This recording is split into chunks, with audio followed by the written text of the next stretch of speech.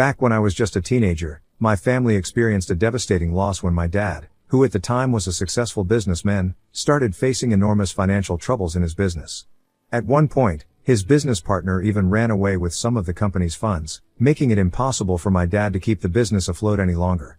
In the end, he was forced to shut down the business completely. Now, my father had always been a very proud man and had immense pride in his business.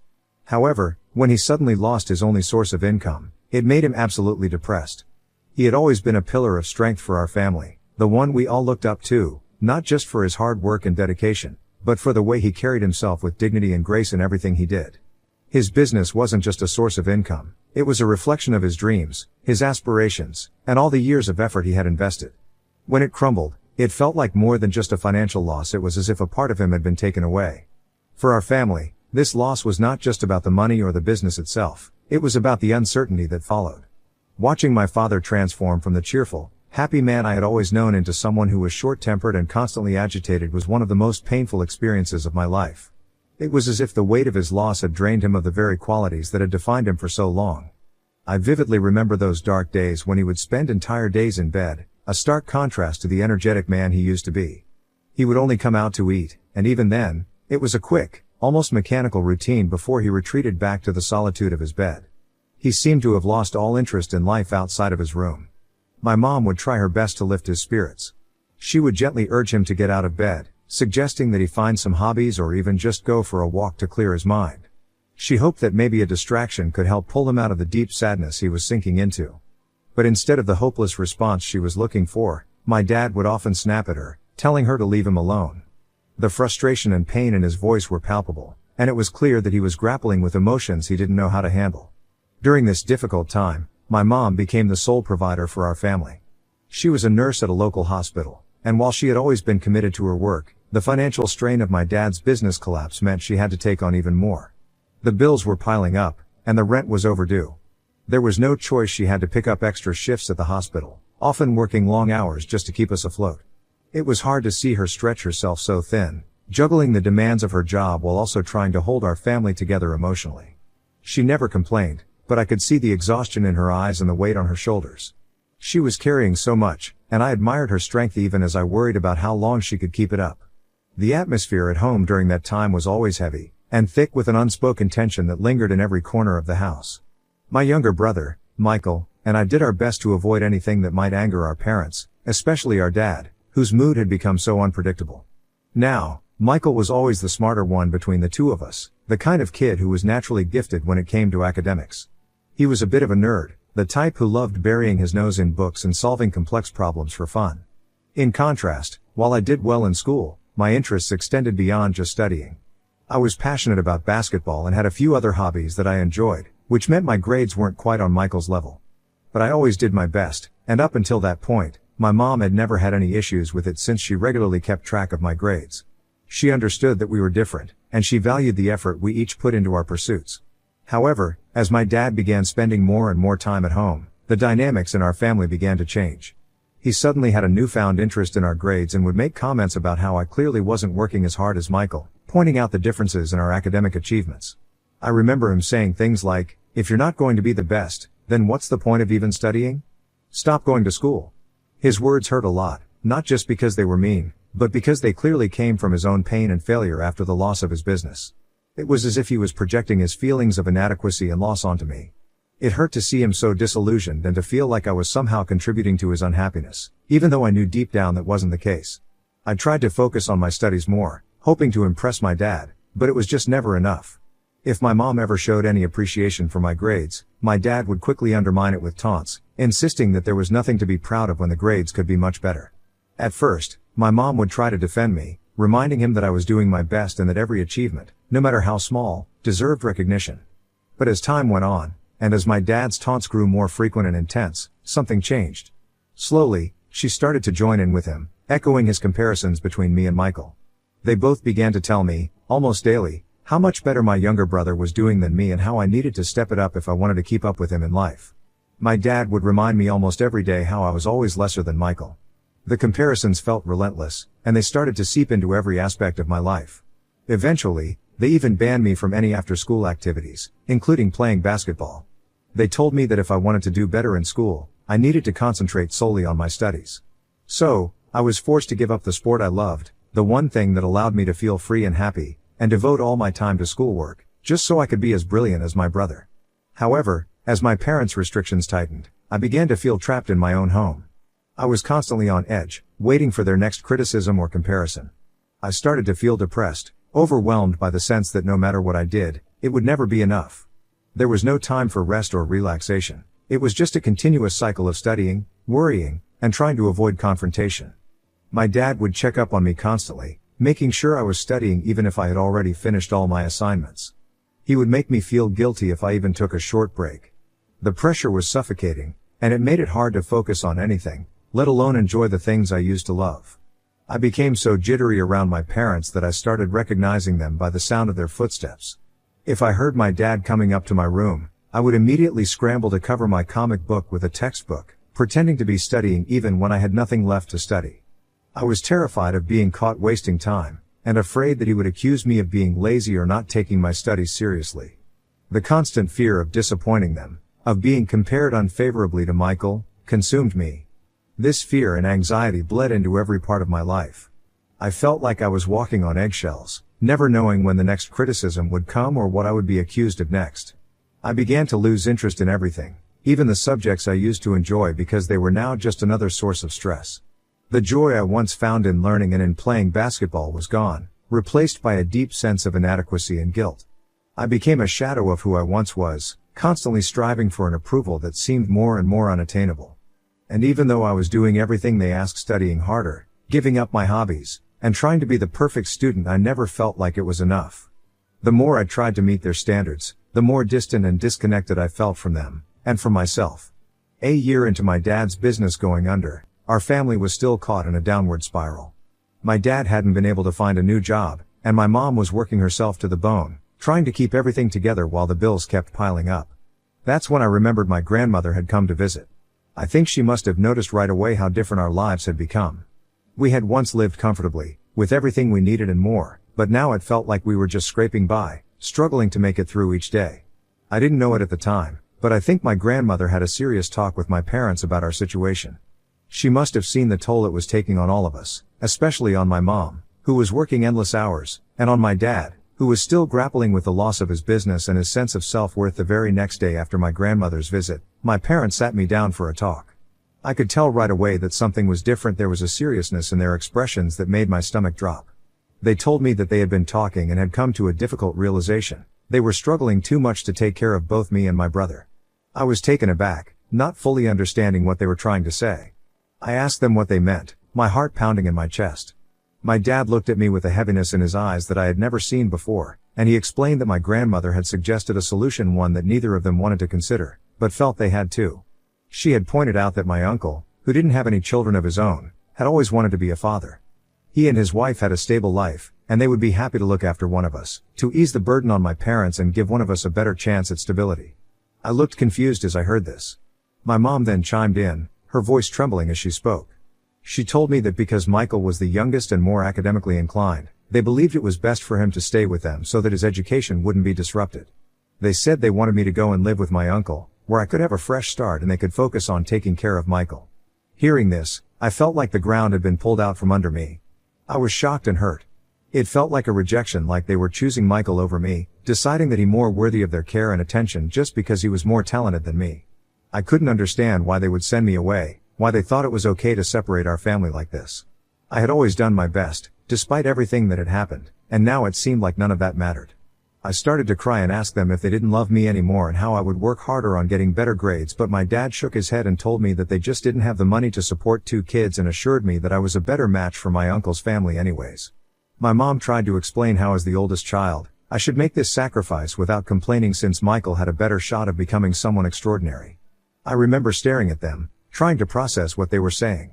At that moment, I felt a mixture of emotions: anger, sadness, betrayal, and an overwhelming sense of loss. I knew things had been hard, but I never imagined it would come to this, that my parents would decide to send me away. It was as if the last bit of stability I had left was being taken away from me, and I didn't know how to cope with that. My parents were clearly torn also, and I could see that this decision wasn't easy for them, but it didn't make it hurt any less. In the end, I had no choice but to pack my bags and move to my uncle's place when he came to pick me up. The day he arrived, the reality of the situation finally sank in, and the weight of what was happening became almost unbearable. I remember crying a lot when it was time to say goodbye to my brother. Even though I knew I would still see him at school, the thought of not being together at home, of not sharing the same space, was heartbreaking. Michael was devastated too. He couldn't understand why our parents were doing this, why they were separating us when we had already been through so much together. I kept hoping that this was all just a bad dream, that I would wake up and things would go back to the way they were. But unfortunately, there was no waking up from it. My parents did hug me before sending me off, and while I could feel the sadness and regret in their embrace, it didn't ease the hurt. I knew they were struggling, and that they thought they were making the best decision for everyone, but that knowledge didn't make the goodbye any easier. When I arrived at my uncle's place, it felt both familiar and strangely foreign at the same time. I was comfortable around my uncle and his wife. They had always been kind and welcoming, and I had spent considerable time with them over the years. But this time, things were different. This wasn't just a visit, this was supposed to be my new home. I couldn't help but wonder how many years I would be living here, away from my parents and brother, away from the life I had known. My uncle and his wife did their best to make me feel welcome. They were kind and tried to make the transition as smooth as possible. The first few nights were the hardest. I would lie in bed, staring at the ceiling, overwhelmed by the unfamiliarity of my surroundings. I missed my old room, the sounds of my brother moving around next door, and even the creaks of the floorboards that I had come to know so well. I missed my parents, despite everything that had happened. The hurt was still fresh, but there was a deep part of me that longed for the comfort and familiarity of my family. As the months went by, I made an effort to adjust and make the best of the situation. My uncle and his wife were incredibly supportive, and they went out of their way to help me feel at home. It wasn't easy at first. There were moments when the homesickness hit hard, and I longed for the familiarity of my old life. But gradually, I began to see the advantages of living with my uncle. One of the biggest differences was that, unlike my dad, my uncle didn't get angry with me over small things. He was patient and understanding, which made me feel less anxious and more at ease. Although my aunt was strict about making sure I did my homework every day, she also encouraged a healthy balance. She would let me hang out with my friends after school or play basketball, just like I used to before everything changed. It felt liberating to have that freedom again, to be able to enjoy the things I loved without feeling guilty or pressured. My uncle and aunt also encouraged me to join various clubs at school and explore new hobbies. They saw potential in me, not just as a student, but as a person with interests and passions that went beyond academics. Their encouragement made a huge difference. I started to feel more confident and motivated, and with time, my grades improved considerably. School no longer felt like a burden, it became something I genuinely enjoyed. The stress and pressure that had once consumed me were slowly being replaced by a renewed sense of purpose and excitement for the future. I would see my brother, Michael, every day at school, and we would hang out together like we always had. He would tell me about our parents, how they were doing, and what life was like at home. Sometimes, I felt a pang of jealousy, especially when he talked about the little things they did together. But at the same time, I started to realize that I fit in more with my uncle and aunt. Their home was becoming my home, and the life I was building there felt right for me. Looking back, I realized that moving in with my uncle was one of the best things that could have happened to me. It was a turning point that helped me rediscover my passion for life and learning, and it gave me the chance to become the person I wanted to be, not just the person I was expected to be. When I graduated high school, it felt like a significant milestone, not just because I was closing a chapter in my life, but because I had worked hard, and the effort paid off. I got accepted into my dream university with a partial scholarship. My uncle was particularly proud of me and generously offered to fund the remainder of my college fees, which was a huge relief. My aunt, always thoughtful and caring, even organized a small get-together to celebrate my achievements. It was a warm and intimate gathering with close family and friends. My parents attended the party, however, they did not seem particularly thrilled with my success. They didn't seem overly excited about my acceptance into college, and instead pointed out, almost casually, how in a few years, Michael might get into an even better university than I had. Hearing them say that was strange and unsettling. This was supposed to be a day to celebrate my achievements, a day where I could finally feel like I had made them proud. Yet, instead of simply complimenting me and letting me enjoy the spotlight for one day, they seemed more focused on Michael's future potential than on my present success. What made it even more confusing was that I didn't see this as a competition. I would genuinely be happy if Michael got into a great university and achieved his own dreams. I loved him and wanted the best for him. But it was disheartening that my parents couldn't set aside their comparisons, even for this one day, to acknowledge my hard work and success without reminding me that they loved my younger brother more. Throughout my time at university, my parents came to visit me only a handful of times. Each visit they visited, their conversation would inevitably shift to Michael. They'd talk about his accomplishments, his potential, and how proud they were of him. However, the situation took an unexpected turn when it came time for Michael to go to college. The reality of the situation was that he wasn't accepted into his first choice university and had to settle for his second choice. While his second choice was still a good university, it wasn't the prestigious institution my parents had been hoping for.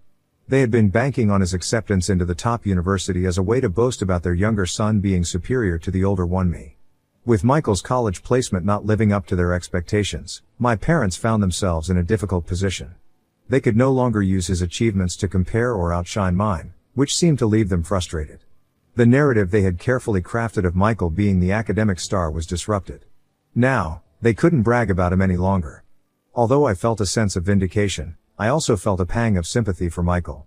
Despite the way he was used as a benchmark in my parents' eyes, he was still my brother, and I knew that he must have tried his best to get accepted into the best. Over the years, my relationship with my parents remained strained and eventually became almost non-existent. They rarely ever called me, and I stopped reaching out to them as well. After graduating from university, I landed a high-paying job across the country. I was a bit nervous about accepting, but my uncle and aunt encouraged me to give it a try. I am glad I took a chance and moved, as the opportunity allowed me to save a significant amount of money and make smart investments. 4 years ago, I was offered a senior managerial role at a major corporation, thanks to my extensive experience. The salary boost has been more than sufficient for a luxurious lifestyle, and 2 years ago, I achieved one of my biggest dreams by purchasing my own home. While I haven't gotten married or had children yet, I've chosen to spend my money on myself and the things that make me happy. Meanwhile, I haven't forgotten about my uncle and aunt. I regularly keep in touch with them and make sure to send them birthday gifts and Christmas gifts each year as a token of my appreciation for everything they've done for me. I've also stayed connected with Michael, my younger brother, and continued to support him. Last year, Michael shared some troubling news with me. He had been laid off from his job at a tech company due to the economic downturn and the ongoing job crisis. Since then, he had been working on starting a business with a friend, but the venture wasn't progressing as smoothly as they had hoped. Given the challenges he was facing, he reached out to me for financial support, asking if I could invest in his business. Even though I didn't have detailed information about his business plan, I decided to invest in it blindly. My primary motivation was to show my support for Michael. I understood how tough the situation was for him and wanted to help him get back on his feet. I didn't even care if the business was going to fail, because all I wanted was to have my brother's back. Fortunately, his business has started performing well, and although it hasn't taken off yet, my brother is really grateful that I believed in him when no one else did. This year, my family decided to host a grand birthday party for my grandma's 75th birthday. I was really looking forward to it, eager to reconnect with everyone after so many years. I flew down excitedly, ready to catch up with my family and celebrate the milestone. Over the years, I have changed a lot. My style, my appearance, and the way I spoke have all evolved, reflecting the comfortable and successful life I have built for myself. My parents, who hadn't seen me in 10 years and hadn't even made any effort to stay in touch, were visibly shocked by the changes. My mom awkwardly greeted me with a warm hug, which was nice. My dad, on the other hand, seemed more reserved. He nonchalantly started asking questions about my job and position, and I could see the surprise in their eyes as I shared the details with him. I mentioned that I had even bought a house for myself, which took my dad by surprise. He immediately scoffed and expressed disbelief, implying that it wasn't possible for me to achieve such a huge thing. This pissed me off, so I told him that I would never lie about owning a house and that not everyone is a loser who depended on his wife for financial support like he had for all these years. This comment took my dad by surprise. However, before he could argue, I went on to add, "Growing up, your lack of faith in me was incredibly painful. It felt like no matter what I did, it was never good enough. I faced constant criticism and was always compared to Michael. However, I am not that little boy anymore. I am doing quite well for myself, not that I have to prove it to you, but the fact that you can't recognize my achievements even after all the things I have done speaks more about your inability to see beyond your own insecurities than about me. It's clear that you still struggle with accepting my success, and frankly, that's your problem, not mine." My dad looked taken aback, since he clearly didn't expect me to push back. I also pointed out to him how I was the only one who had invested in his talented son's business when Michael had no other prospects, so my dad needed to get his head out of the gutter and start respecting the person I had become over the years. I knew my words were sharp and that they were likely to hurt. I saw the hurt in his face. However, a part of me felt justified in standing up for myself since he had always just dismissed me. Ever since the party, my mom has been calling me, expressing how deeply I hurt my dad with my comments. She has asked me to apologize to him for disrespecting him since my words left him feeling embarrassed. She says I had no right to point out that he still depended on mom for money. In turn, I have refused to back down and apologize to him. Ida for speaking the truth to my dad? Update 1. Just to clarify a few things, my dad never returned to work after his business failed. He attempted a few different things, but he didn't like working a regular 9-to-5 job. As a result, my mom has continued to support him financially while he takes on the role of a house husband and does occasional freelance consulting work. Michael is aware of the strained relationship I have with our parents. He has never supported or participated in their favoritism.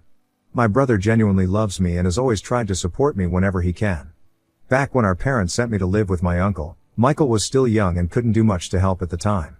I think the main reason that my parents clearly dislike me is because I remind them about their failures. They clearly abandoned me when things got tough, hoping that by getting rid of me, all their problems would be gone or at least that their lives would improve.